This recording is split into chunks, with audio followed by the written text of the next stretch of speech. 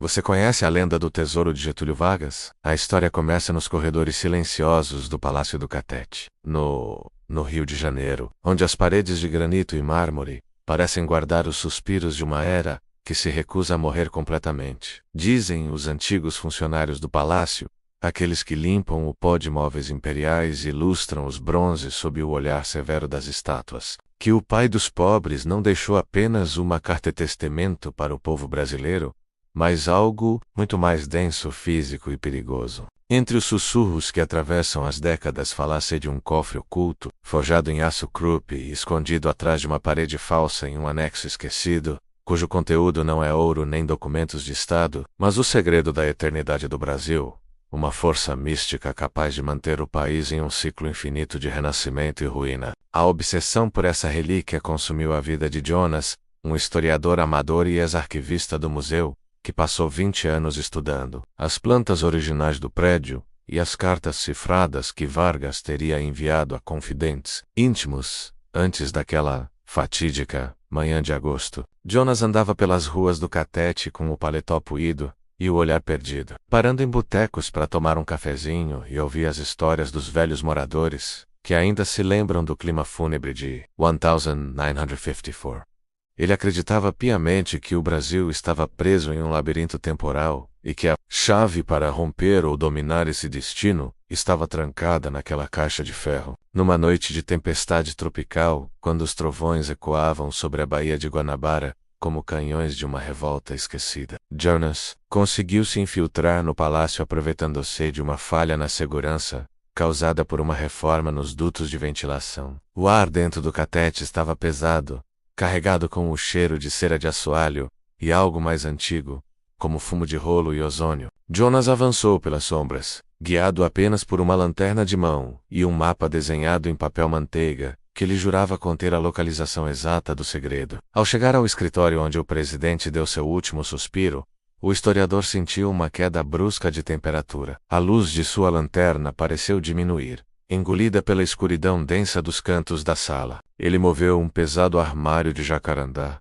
revelando uma pequena fresta na alvenaria que não deveria estar ali. Com as mãos trêmulas e o suor frio escorrendo pela nuca, ele começou a remover os tijolos um a um até que o feixe de luz atingiu o metal frio de uma porta circular gravada com o brasão da República e inscrições em uma língua que parecia uma amálgama de latim e tupi. "Eu sabia que você existia", sussurrou Jonas, a voz falhando diante da magnitude da descoberta. Ele não precisou de ferramentas para abrir o cofre. Assim que sua mão tocou a maçaneta de bronze, um mecanismo interno começou a girar com um som metálico, seco como se o palácio inteiro estivesse despertando de um sono de 100 anos. A porta se abriu com um rangido que parecia um lamento humano. Dentro do compartimento não havia pilhas de dinheiro ou joias, mas uma redoma de vidro, contendo um coração de pedra escura, que pulsava com uma luz âmbar rítmica. Ao lado da redoma, um pergaminho amarelado trazia a caligrafia inconfundível do falecido presidente, alertando que o Brasil jamais morreria enquanto aquele coração batesse, mas que o preço da eternidade era o eterno retorno aos mesmos erros, às mesmas crises e ao mesmo solo ensanguentado. De repente as luzes do palácio se acenderam sozinhas, mas não eram as lâmpadas modernas. Era uma claridade fantasmagórica que emanava das próprias paredes. Jonas ouviu passos pesados no corredor, o som de botas militares e o bater de bengalas contra o chão de madeira. Ele tentou fechar o cofre, mas suas mãos ficaram presas à superfície metálica como se fossem parte do mecanismo. Uma voz rouca e autoritária, carregada com o sotaque dos Pampas, ecoou por todo o recinto, dizendo que o segredo não poderia ser levado por quem não estivesse disposto a se sacrificar pelo destino da nação. As sombras projetadas nas paredes começaram a ganhar formas de multidões em pranto e tanques nas ruas, uma sucessão frenética de imagens da história brasileira, que passavam diante dos olhos de Jonas como um filme de horror em velocidade máxima. O clímax veio com um estrondo ensurdecedor,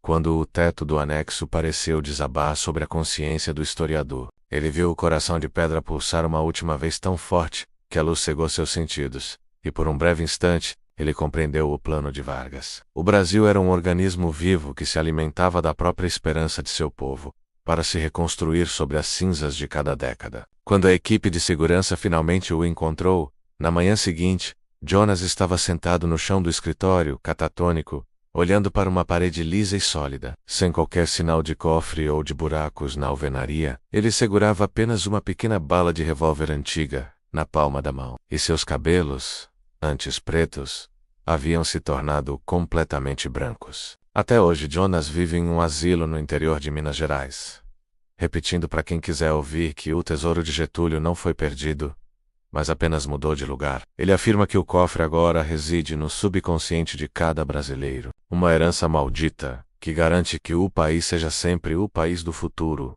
sem nunca chegar ao presente. Preso na eternidade de um ciclo, que só Vargas sabia como manipular. Os guias do Museu da República às vezes relatam sentir uma vibração estranha vindo do solo quando o sol se põe. Um batimento cardíaco subterrâneo, que lembra a todos que os segredos do Catete estão bem vivos, esperando por alguém com coragem menos ou loucura menos suficiente para tentar abrir a porta proibida novamente.